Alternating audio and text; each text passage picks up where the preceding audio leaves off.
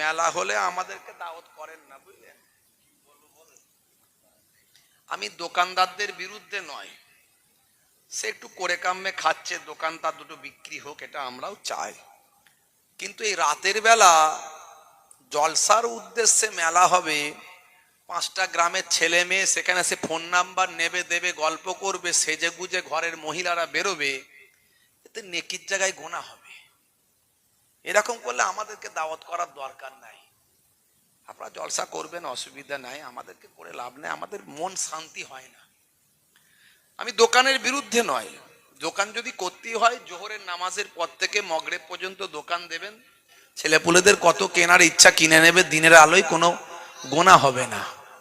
এই রাতের বেলায় 5টা গ্রামের লোক আসবে, ছেলে আসবে, 5টা গ্রামের মেয়ে আসবে, গল্প গুজব হই হাই, মজলিসে লোক নাই, আল্লাহর কালামের অপমান অজনাসিয়াত এখানে করবে, 5টা লোক বসে থাকবে, সন্ধ্যা থেকে তো তাই হয়েছে।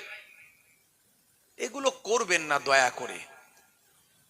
যদি দোকান দিতেই হয় দিনের বেলা দোকান দিন, রাতের বেলা দেবেন না দয়া করে।